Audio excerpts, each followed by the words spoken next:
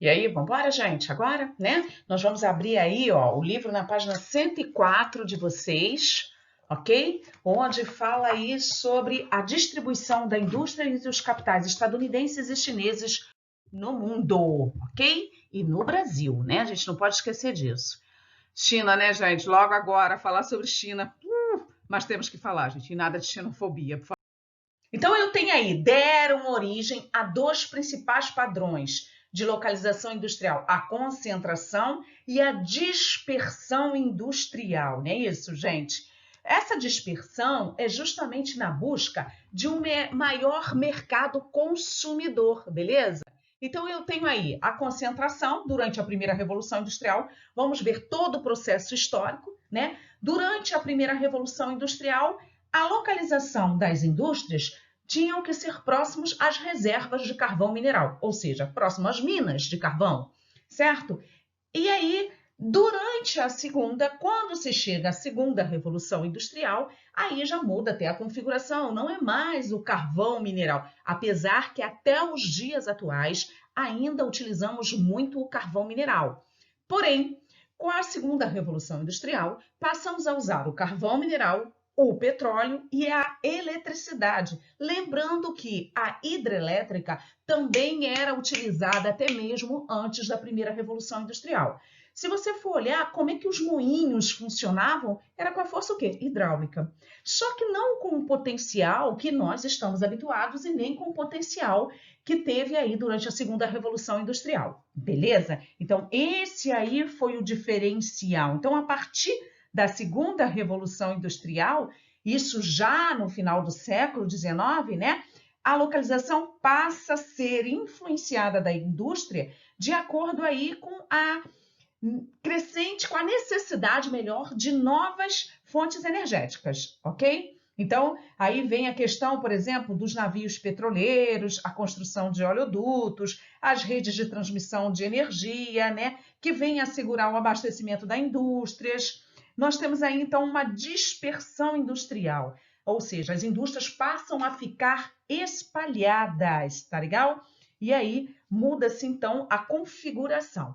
Já no Brasil, em meados do século XX, sabemos que a Revolução Industrial, as indústrias chegaram tardiamente aqui no Brasil, apesar, deixa eu falar uma coisa com vocês, todo mundo pensa assim, em 1930 que começou o processo de industrialização aqui no Brasil. Não, gente, até mesmo antes de 1930 já se tinha indústrias aqui no Brasil.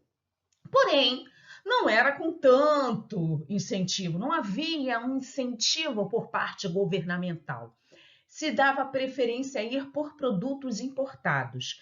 Com a crise de 29, né? Na verdade, a crise de 29 acabou fazendo com que o governo brasileiro, na época de Getúlio, né, ele desse uma sacudida e falasse assim, pô, cara, tá na hora de você sacudir a poeira e parar de ser dependente.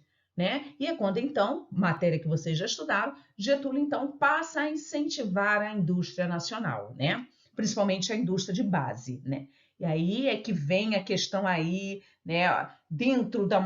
Ocorre uma expansão capitalista, né? Principalmente o Brasil aí entra nessa questão aí dessa participação de ter indústria, instalação de multinacionais, na época chamada de transnacionais, e comércios e serviços aqui no país, ok?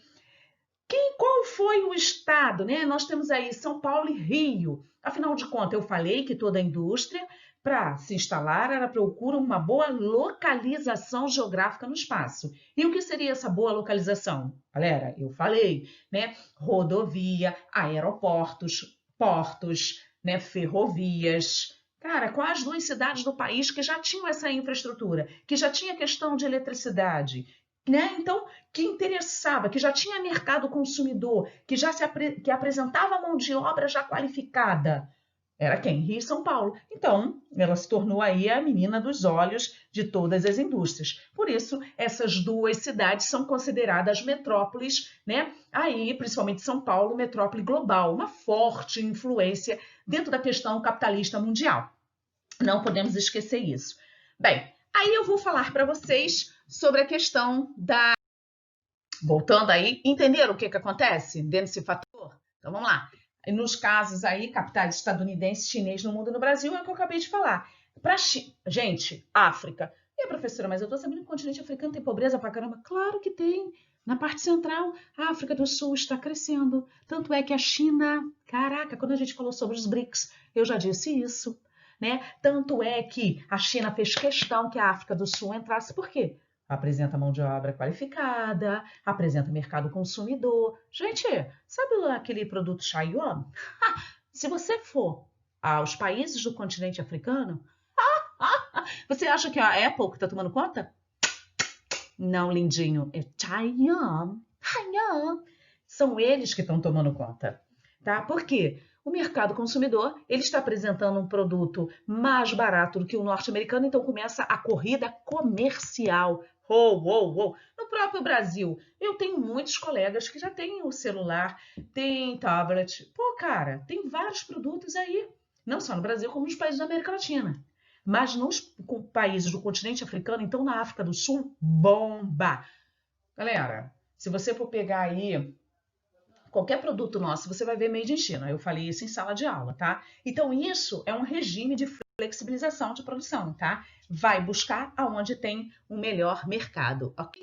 Vamos lá? E agora, mas porém, todavia, contudo, entretanto, portanto, no entanto, vocês irão fazer. E, lembrando que o investimento nos países que eu citei, latinos e na África do Sul, eles estão fazendo bastante investimento em infraestrutura, que é a questão da rodovia e ferrovia, que nós já trabalhamos isso. Lembra que eu falei? O Brasil volta a investir em ferrovia a partir da década de 90, né? E a África do Sul está investindo muito em ferrovia, né? E também em rodovia. Olha, gente, tudo que uma empresa quer. Está investindo na melhorias de portos, afinal de contas. Quando você tem um porto atual, um porto moderno, você vai agilizar o escoamento, tanto de exportação quanto de importação. Tudo que uma multinacional quer. Tá legal? Então vamos lá. Para casa, vocês irão fazer aí a página 114, os números 4, 6, 7 e 8, e não perdendo foco no estudo, tá? Tô aguardando vocês lá na tutoria com total participação, sem sono, tá? Beijos!